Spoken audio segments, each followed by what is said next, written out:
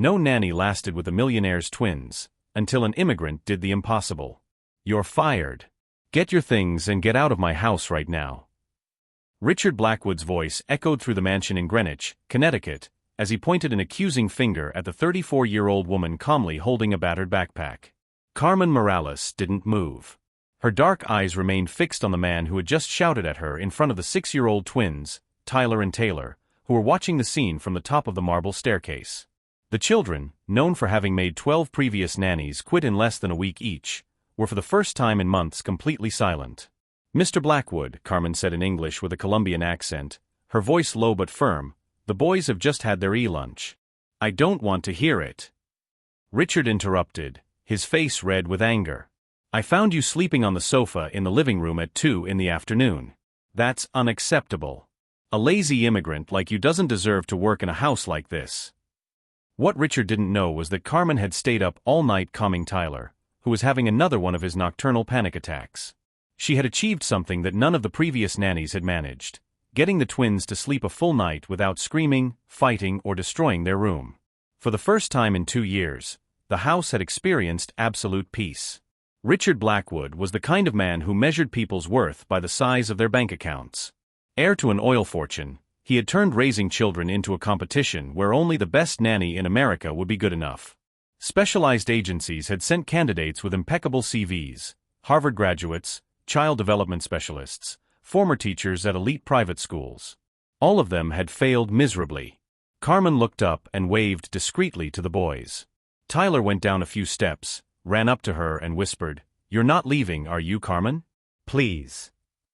The boy's voice broke slightly, something that hadn't happened for weeks. "Get away from her." Richard shouted, pulling his son by the arm with unnecessary force. "I don't want you anywhere near that.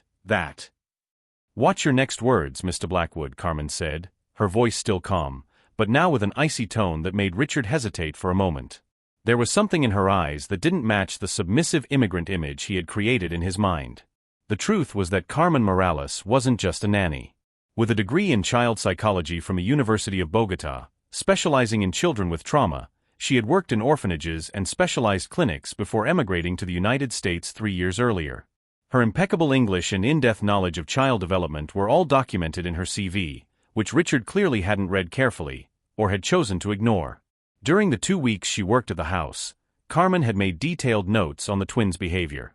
Tyler showed classic signs of separation anxiety, while Taylor demonstrated defensive behavior patterns typical of children who have lost their mother figure early. She had developed a complete therapeutic plan, implementing techniques that were working perfectly. "Margaret lasted 3 days, Richard muttered to himself, referring to the previous nanny. "Jennifer didn't last even 48 hours. At least this Mexican lasted 2 weeks. "I'm Colombian, Mr. Blackwood," Carmen corrected gently, but there was fire in her eyes. "Whatever," he replied with a dismissive gesture. "I'll call security if you don't leave now." He was already dialing on his cell phone, clearly hoping to intimidate her.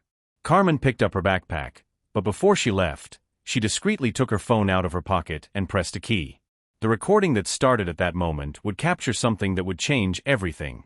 What she had discovered over the last 2 weeks about the real cause of the twins' behavioral problems was explosive, and Richard was about to provide more evidence. "All right, Mr. Blackwood. But know that in 3 days, when the boys start having nightmares and anxiety attacks again, you'll remember this moment." She turned to the twins, who ran down the stairs to hug her one last time. Taylor, remember what we talked about taking deep breaths when you get nervous, okay?" The boys nodded with tears in their eyes. For the first time in months, they had found someone who really understood them, who didn't see them as problem children, but as 2 wounded souls who needed healing, not discipline. As she walked towards the door, Carmen heard Richard mutter into the phone, "I managed to get rid of the Mexican. Now I need to find a real American nanny, someone the kids respect. Yes, white, obviously. These immigrants don't have the education needed to raise good family children." Carmen smiled for the first time that day. If Richard knew that she spoke 5 languages fluently, had 2 postgraduate degrees and had worked with some of the most influential families in Latin America, he might think twice. More importantly, if he knew that she had uncovered the real reasons behind the twins' behavior, and that she had it all documented, he would certainly choose his words more carefully. In her backpack, Carmen carried something much more valuable than clothes and personal belongings. She had collected evidence that would reveal not only Richard's emotional neglect of his children, but also information that he certainly wouldn't want to be made public. For 2 weeks, she had observed, written down and documented everything. While everyone thought they had seen just another nanny humiliated and dismissed, Carmen walked out of that mansion carrying something much more powerful than hurt. She carried the truth, and a plan that would make Richard Blackwood deeply regret every prejudiced word he had uttered. At the main gate, she stopped and looked back one last time. In the second-floor window, Tyler and Taylor waved sadly. Carmen waved back and whispered to herself, "I'll be back soon, kids. And when I do, things are going to be very different." Richard Blackwood had completely underestimated who he was dealing with. In his arrogance and prejudice, he had created the perfect catalyst for his own downfall. Carmen Morales wasn't just a talented immigrant. She was a highly qualified professional with powerful connections and a sense of justice that wouldn't accept being trampled on by yet another privileged American who believed that money was synonymous with superiority. If you're enjoying seeing how prejudice can turn against those who practice it, don't forget to subscribe to the channel, because what Carmen discovered about those boys and about Richard Blackwood himself will make you rethink everything you thought you knew about this story of revenge and justice. 3 days after her humiliating dismissal, Carmen Morales was sitting in the small apartment she shared with 2 other immigrants in Queens, typing furiously on her laptop. On the screen, her professional LinkedIn profile showed her true credentials: child psychologist with a specialization in trauma, master's degree in cognitive development, 5 fluent languages and more than 10 years' experience in specialized clinics. But what really motivated her wasn't her impressive qualifications, which Richard had completely ignored. It was the call she had just received from Mrs. Henderson, the Blackwoods' housekeeper for 15 years. "Carmen, darling," the woman's voice shook on the phone. "The boys, they won't stop crying. Tyler has had 3 panic attacks since you left. Taylor has started wetting the bed again and refuses to eat. Mr. Blackwood is desperate, but he's too proud to admit he made a mistake." Carmen closed her eyes, feeling a mixture of pain and determination rise in her chest. She had seen it before. Children who had finally found emotional stability being brutally separated from those who could really help them, all because of the prejudice and arrogance of adults who confused money with intelligence. What Richard didn't know was that Carmen Morales wasn't just another immigrant looking for work. The daughter of a renowned psychiatrist from Bogota, she had grown up in a family of doctors and academics. Her emigration to the United States had not been out of financial necessity, but because she had received a full scholarship to study for a doctorate at Harvard, an opportunity she had to abandon when her mother was diagnosed with Alzheimer's and needed special care. While Carmen was planning her next steps, Richard was in his office trying to deal with his 4th nanny in 3 days. Miss Patterson, a British lady with 50 years' experience in refined families, had lasted exactly 6 hours before running out when Tyler threw paint on her silk blouse. "These children are absolutely uncontrollable," she declared, picking up her handbag. "I've never seen such a lack of discipline. They've clearly suffered bad influences from unsuitable people." Richard knew exactly who she was referring to. The Mexican had spoiled her children with her soft approach, and now they expected the same affectionate treatment from all nannies. He needed to find someone who would put the boys in line, someone with real authority, not that fake third-world compassion. That's when he got a call from Victoria Ashworth, from the elite agency Nannies and Governesses International. Victoria had exactly what he needed: Madison Cromwell, an education graduate from Yale, raised in a traditional Boston family, with exclusive experience in the homes of members of Congress and multinational CEOs. "She's exactly what your children need, Mr. Blackwood," Victoria purred into the phone. "Structured discipline, traditional American values, zero tolerance for tantrums or inappropriate behavior. And best of all, she understands the importance of maintaining certain social standards." The code was clear: white, rich, conservative. Everything Carmen was not. Madison arrived the next day driving a BMW convertible, wearing an impeccable tweed suit and carrying a resume that looked like a catalog of American elites.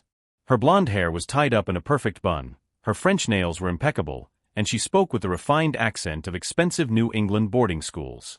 "Mr. Blackwood," she said, extending a delicate hand, "I am anxious to restore proper order and discipline to this house. I understand that you have had recent difficulties with inadequate staffing." Richard smiled for the first time in days. Finally, someone who understood the situation. Someone on the same social level, who wouldn't try to implement those modern pseudo-psychological techniques that only created spoiled and manipulative children. Meanwhile, Carmen had started doing her own research. What she discovered about Richard Blackwood made her even more determined. 3 divorces, all ended with the ex-wives claiming emotional coldness and parental neglect in the proceedings. Fines from the school board for Tyler and Taylor repeatedly arriving late and poorly looked after. And even more interesting, a child welfare report filed 2 years earlier by a concerned teacher, claiming that the children showed signs of severe emotional neglect. Carmen opened her notebook from her 2 weeks at the Blackwood house. Her professional observations painted a devastating picture.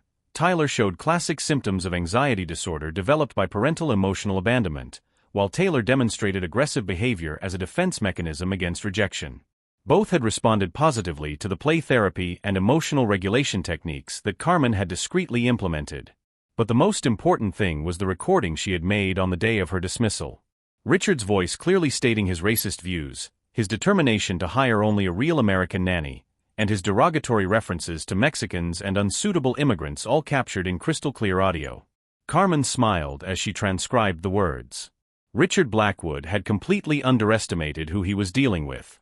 He saw a humble and subservient immigrant, when in fact he was facing a highly qualified professional with connections in the psychological community, in-depth knowledge of child neglect, and enough evidence to completely ruin his reputation as a model father that he cultivated so much in Greenwich social circles. The next morning, Carmen received another call from Mrs. Henderson. Her voice was full of concern. "Carmen, the situation is terrible. The new nanny," she shouted at Tyler when he cried for you. "She grounded the 2 boys in the dark room for 2 hours. Tyler wet his pants out of fear, and she made him clean up after himself, saying that big boys don't pee in their pants." Carmen clenched her fists. This was clear psychological abuse, and she was sure that Richard not only knew about it, but approved of these disciplinary methods. "Mrs. Henderson," Carmen said, her voice calm but determined, "I need you to do something for me. And for the boys." What Richard Blackwood failed to realize was that every act of cruelty, every prejudiced comment, every moment of neglect towards his own children was being carefully documented. Carmen wasn't just a victim collecting evidence. She was a professional building a case that would expose not just his racism, but his complete inadequacy as a father. And when the time came to act, Richard would discover that he had chosen the wrong target for his arrogance. Carmen Morales was about to show the difference between a desperate immigrant and a highly qualified child psychologist with a perfectly calculated plan for justice. What the prejudiced millionaire didn't know was that each new humiliation he believed he was applying only strengthened Carmen's resolve, a resolve fueled not only by personal injustice, but by the professional need to protect 2 innocent children who had become victims of the very father who was supposed to love them unconditionally. 2 weeks after Madison Cromwell's arrival, Carmen Morales was sitting in the office of Rachel Martinez, one of New York's most respected lawyers specializing in racial discrimination. What had begun as a simple legal consultation had turned into something much bigger when Rachel examined the evidence Carmen had collected. "My God, Carmen," Rachel whispered, adjusting her glasses as she analyzed the transcripts of the recordings. "This isn't just discrimination at work. This is documented child neglect, systematic psychological abuse, and explicit racial prejudice. You have enough material to destroy this man completely." Carmen nodded, her hands intertwined in her lap. "It's not about revenge, Rachel. It's about Tyler and Taylor. They're suffering while we're here talking." Mrs. Henderson's last call had been devastating. Madison had punished Tyler for inappropriate behavior. The boy had cried during dinner asking for Carmen. The punishment? Sleeping in the basement for 3 consecutive nights, to learn that real men don't cry for foreign nannies. What Carmen hadn't told Rachel was about her second discovery. During her 2 weeks at the Blackwood house, she had noticed financial documents left carelessly on the office table, showing that Richard's company was being investigated for federal tax evasion. Meanwhile, at the Greenwich mansion, Richard was celebrating what he believed to be his final victory. Madison had implemented her military discipline in the house, and the twins, in his view, were finally learning appropriate behavior. The fact that they had both almost completely stopped talking was, for him, a sign of progress. "I finally have a real professional looking after my children," Richard commented over dinner at the Greenwich Yacht Club. "Someone who understands traditional American values, not these third-world pseudo-psychological techniques." What Richard didn't know was that Jennifer Walsh, an investigative journalist for the Hartford Courant, was 3 tables away recording every word of that conversation. Carmen had contacted Jennifer the week before, not as a source seeking revenge, but as a professional concerned about the welfare of children. Carmen, Jennifer said during their secret meeting in a cafe in the Bronx, Richard Blackwood is not just a negligent father. He's being investigated by the FBI for tax evasion. In addition, his 2 previous ex-wives lost custody of their children due to similar allegations of emotional neglect. Carmen felt her stomach clench. Are there other children? 2 girls, now aged 14 and 16, living with distant relatives.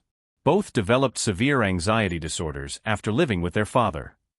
It was at this point that Carmen realized that her mission had expanded far beyond seeking personal justice. She was dealing with a systematic pattern of emotional abuse that had affected multiple children over years. Mrs. Henderson had become an invaluable secret ally. The governess, who had worked for the family for 15 years, had witnessed the emotional decline of every child who had passed through the house. "Miss Carmen," Mrs. Henderson whispered during one of her nightly phone calls, "today I found Tyler hiding in the pantry closet, peeing his pants out of fear of Miss Madison. When I tried to console him, she scolded me for spoiling a problem child." Carmen closed her eyes, feeling a mixture of anger and determination. "Mrs. Henderson, I need you to document everything. Dates, times, photograph any injuries. These children will be freed from this hell, I promise." Rachel Martinez had begun building a federal case that included not only racial discrimination, but also child neglect and psychological abuse. "Carmen, in 72 hours, we will simultaneously deliver a federal racial discrimination petition, a full report to the Department of Children's Services, and a journalistic investigation that will be published in the Hartford Courant." Carmen nodded, but her expression remained worried. What if he tries to get back at the children when he realizes he's being investigated? Rachel smiled with cool confidence.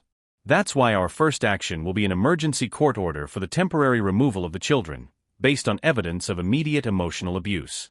Tyler and Taylor will be safe before Richard even knows he's being sued." That night, Carmen was in her small apartment in Queens, organizing for the last time all the documents, recordings and evidence she had collected. Photographs of medical reports showing the children's increased anxiety, detailed transcripts of Richard's racist conversations, Mrs. Henderson's statements about systematic abuse. The phone rang.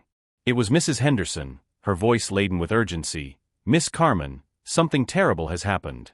Taylor tried to run away from home this afternoon. The police brought him back, and Mr. Blackwood blamed you, saying that you filled the child's head with inappropriate ideas about excessive affection." Carmen clenched her fists. The situation was deteriorating faster than she had expected. It was time to accelerate the plan.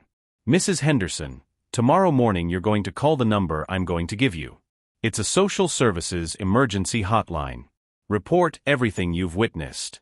Every detail, every abuse, every moment of neglect. It's time to put an end to it." As she hung up the phone, Carmen looked out of the window of her modest apartment towards the distant lights of Manhattan. Tomorrow, Richard Blackwood would discover that he had chosen the wrong target for his arrogance and prejudice. What the prejudiced millionaire couldn't understand was that every act of cruelty, every racist word, every moment of neglect towards his own children had been carefully documented by a professional who knew exactly how the legal system worked. Carmen Morales wasn't just a victim seeking revenge. She was a highly qualified child psychologist orchestrating a justice operation that would turn Richard's privileged life into public rubble, while saving 2 innocent children from a father who had mistaken cruelty for discipline. On Thursday morning, at exactly 8:47 a.m., Richard Blackwood was having his morning coffee when his world began to fall apart. The first sign was the call from his corporate lawyer, voice tense. "Richard, we need to talk. Now." Before he could answer, the doorbell rang insistently. Through the window, Richard saw 2 Department of Children's Services vehicles parked in his driveway. His stomach contracted. This was no routine visit. "Mr. Blackwood," said Amanda Foster, senior social worker, showing him the paperwork. "We have an emergency order for immediate assessment of Tyler and Taylor's conditions, based on formal reports of emotional neglect and psychological abuse." Richard felt his blood run cold. This is ridiculous. Who made these absurd claims? "Multiple sources," Amanda replied professionally, "including resident staff, mental health professionals, and documented evidence of troubling behavioral patterns." Madison Cromwell was coming down the stairs with Tyler and Taylor. The children were visibly shaken. Tyler showed signs of having cried recently, and Taylor kept his eyes down, clearly terrified. The social worker immediately documented the children's emotional state. "Where's Mrs. Henderson?" Richard asked desperately. "Mrs. Henderson is giving evidence in court at the moment," Amanda informed him. "She has provided detailed reports on incidents that occurred at this residence." Richard felt his legs go weak. Had Mrs. Henderson betrayed him? Before he could process it, his phone rang. It was Jennifer Walsh, from the Hartford Courant. "Mr. Blackwood, I'm finishing up a story on racial discrimination in the home environment and child neglect. We have recordings of discriminatory conversations, documentation of emotional neglect and testimony confirming a pattern of abusive behavior. The story will be published tomorrow." Richard almost dropped the phone. "Carmen Morales? I fired that woman a month ago." It was at that moment that he realized the magnitude of what he was facing. This was no coincidence. It was a coordinated, meticulously planned operation. At 11:30 a.m., Rachel Martinez arrived with legal documentation that made Richard turn pale. "Mr. Blackwood, I'm representing Carmen Morales in a federal racial discrimination lawsuit, as well as a civil suit for damages. The FBI is also investigating tax irregularities at your company." Richard sat down heavily, finally realizing that he had completely underestimated his adversary. "The children will be temporarily placed in protective custody," Amanda announced. "Both have shown significant signs of emotional trauma and have expressed explicit fear of remaining in this environment." "That's impossible." Richard exploded. "I'm their father." "Rights you gave up when you chose to put prejudices above the welfare of your children," said a calm voice from the doorway. Everyone turned around. Carmen Morales was standing in the doorway, no longer in the simple clothes of a nanny, but wearing an elegant professional suit. At her side were Dr. Angela Silva, a renowned child psychologist, and representatives from the Department of Justice. "Carmen," Richard whispered, finally realizing that he had been completely outmaneuvered. "Dr. Carmen Morales," she corrected gently. "A child psychologist specializing in trauma, with 2 graduate degrees and 15 years of clinical experience. The credentials you chose to ignore when you decided that my nationality was more relevant than my competence." Richard watched helplessly as Tyler and Taylor ran into Carmen's arms. The difference in the children's behavior was obvious. They instantly transformed from terrified souls into normal children, smiling for the first time in weeks. "Mr. Blackwood," Dr. Silva said, "your children showed remarkable progress during the 2 weeks under Dr. Morales' care. In contrast, they developed severe symptoms after she left. This results in our recommendation for alternative custody." As Carmen consoled the children, explaining that they would be safe, Richard finally understood the extent of his defeat. He had lost his children, his reputation, and his company was being federally investigated. "The irony," Carmen said, looking directly at Richard, "is that if you had treated your children with 1/10 of the respect you show your colleagues at the club, none of this would have happened. You chose to see prejudice where you should see competence." Richard tried to speak, but his words failed him. In front of him stood a woman who had turned every act of contempt into evidence, every insult into legal ammunition, and every moment of arrogance into proof of his inadequacy as a father. While Tyler and Taylor were gently taken by social workers to a safe environment, where Carmen would continue to provide psychological support under official supervision, Richard remained alone in his empty mansion. Carmen Morales had proved that true superiority does not come from money or skin color, but from competence, compassion, and moral courage. And now, as the consequences of his prejudices unfolded publicly, Richard discovered that he had underestimated a force of nature disguised as humility. But this victory was only the beginning. What Richard didn't yet know was how his privileged life would be completely rebuilt, not by the whims of fate, but by the direct consequences of his own discriminatory choices, now exposed for all the world to see. 6 months after that devastating day in the Greenwich mansion, Carmen Morales was sitting in her new office in downtown Hartford, with a panoramic view of the city. The gold plaque on the door read, "Dr. Carmen Morales Specialized Child Development Center." Her schedule was fully booked with elite families, now vying for her professional services. Jennifer Walsh's article in the Hartford Courant had gone viral nationally, turning Carmen into a symbol of resistance against discrimination in the workplace. Universities invited her to lecture, TV shows vied for interviews, and 3 publishing houses offered $1 million contracts for her autobiography. Tyler and Taylor, now officially under her legal guardianship, flourished in their new environment. The boys attended a specialized school where they were treated with the patience and understanding they had always deserved. Their nights of terror had turned into peaceful slumber, and the anxiety attacks were just a distant memory. Meanwhile, across town, Richard Blackwood was in his one-bedroom apartment in New Haven, a dramatic downgrade from his old mansion. The federal lawsuit had resulted in a $2.3 million settlement for Carmen, plus fines for civil rights violations. His import company had gone bankrupt after the FBI investigation revealed 5 years of tax evasion. His former friends at the yacht club shunned him publicly, ashamed of being associated with the Blackwood affair that had become synonymous with parental prejudice and incompetence. Richard now worked as a salesman at a used car dealership, an irony that went unnoticed by anyone.